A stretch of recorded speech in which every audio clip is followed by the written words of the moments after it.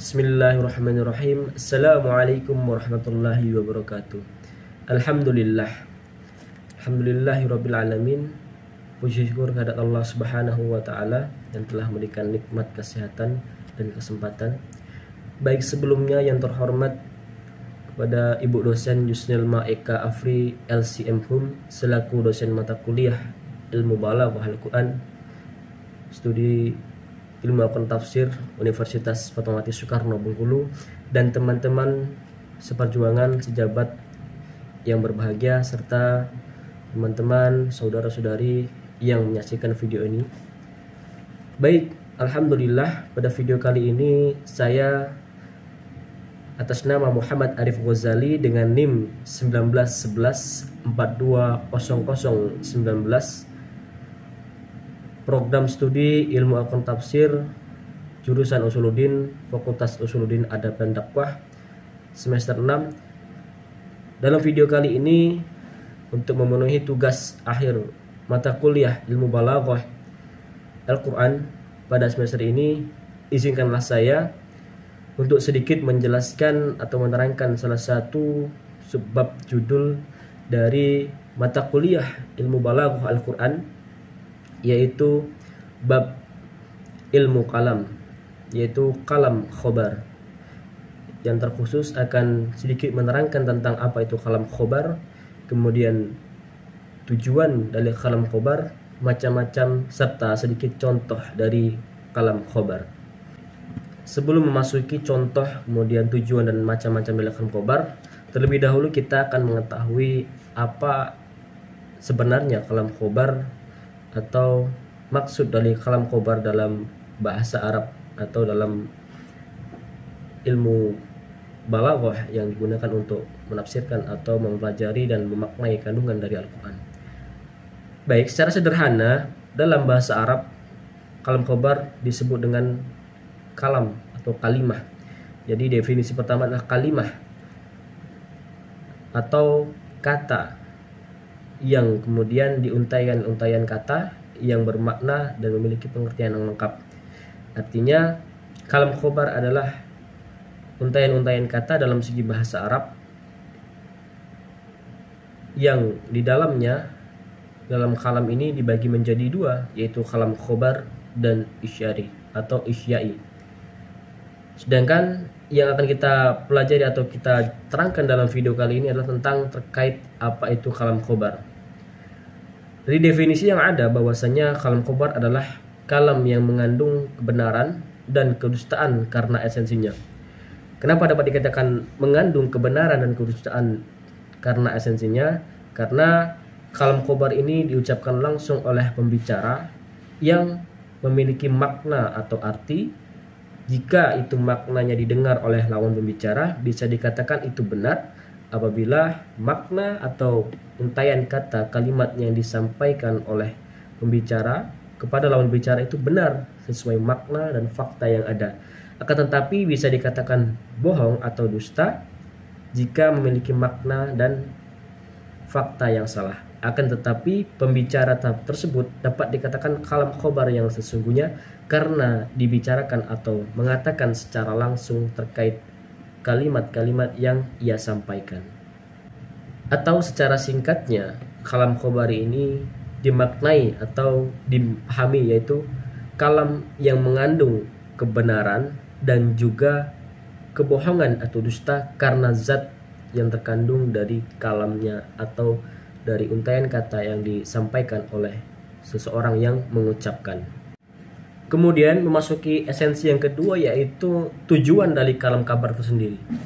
Adapun tujuan dari kalam kabar dalam bahasa Arab, yaitu di sini saya mengambil ada dua tujuan yang sebenarnya masih memiliki banyak tujuan, tetapi saya akan mengkerucutkan pada dua tujuan saja, yaitu yang pertama adalah faidah al-khabar, yaitu suatu kalam kabar yang diucapkan kepada orang yang belum tahu sama sekali isi perkataan ini atau perkataan itu. Artinya dalam berbicara bahasa Arab kita bisa menggunakan kalimat atau bisa memaknai suatu kata-kata yang kita katakan berupa ilmu atau berupa suatu informasi yang belum diketahui oleh lawan berbicara. Artinya makna tersebut dikatakan yaitu tujuannya adalah untuk memberitahu lawan bicara terkait informasi atau ilmu yang akan disampaikan kepada lawan bicara. Kemudian yang kedua adalah lazim al-faidah, yaitu dimaksudnya adalah kalam khabari yang diucapkan kepada orang yang sudah mengetahui isi dari pembicaraan yang sedang dibicarakan, dengan tujuan agar orang itu tidak mengira bahwa si pembicara tidak tahu. Artinya ini adalah suatu kalam kabar yang biasa mungkin dalam kehidupan sehari-hari jika seorang berbahasa Arab adalah untuk menghidupkan suasana atau untuk menghidupkan suatu pembicaraan.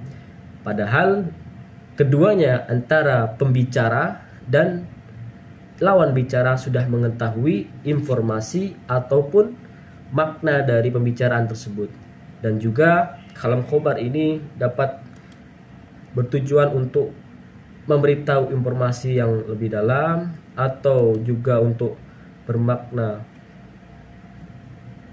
mengasihi, dari perkataan mengasihi, atau muhtabah yang untuk memberikan informasi yang sebelumnya tidak diketahui, dan juga maktabah ragu-ragu.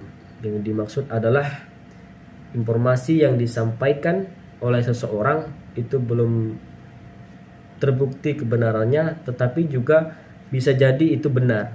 Maka dapat dikatakan kabar ini adalah kabar yang ragu-ragu. Baik, yang berikutnya adalah contoh dari kalam khobar sendiri. Terkait contoh, saya akan mencontohkan kalam khobar dari kalimat yang berasal dari tujuan dari kalam khobar itu sendiri. Yaitu yang pertama adalah contoh kalam khobar dari tujuan, yaitu faidatul khabar, yaitu menyampaikan sesuatu dari seorang mutakallim kepada mukhatab atau lawan berbicara untuk menyampaikan suatu informasi atau suatu ilmu, sehingga mukhatab tadi mendapat informasi yang dia butuhkan atau dia perlukan. Baik, di sini saya akan mencontohkan dari salah satu kalimat bahasa Arab, yaitu berbunyi hadoro raisul jumhum riyati, yang artinya dikatakan oleh mutakallim bahwa Pak Presiden telah datang.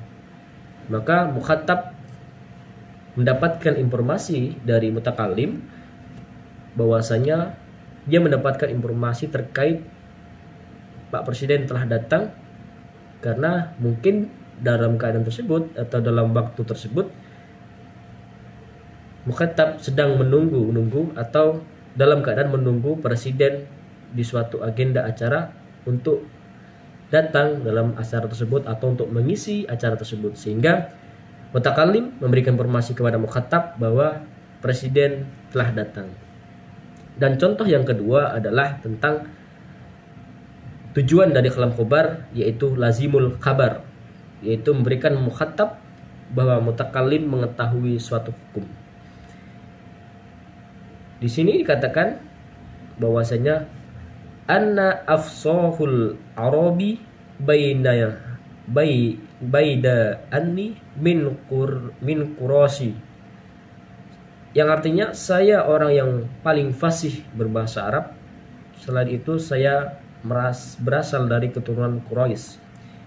Artinya di sini mukhatab memberikan umpan balik kepada mutakallim bahwasanya dia memiliki suatu hukum atau suatu kemampuan kepada mutakallim, sehingga memberikan informasi balik dari pembicara utama terkait memiliki suatu hukum atau memiliki suatu kaidah yang besar yang bisa diberitahukan oleh mutakallim, si pembicara utama.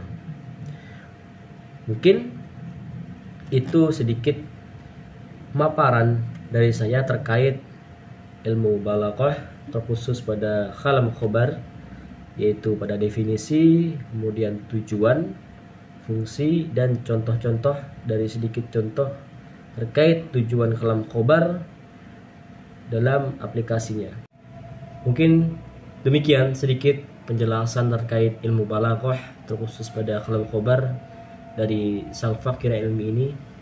Mudah-mudahan dapat membantu, dan apabila terdapat kesalahan dan kekurangan itu seutuhnya datang dari saya dan kelebihannya adalah datang dari Allah Subhanahu wa taala.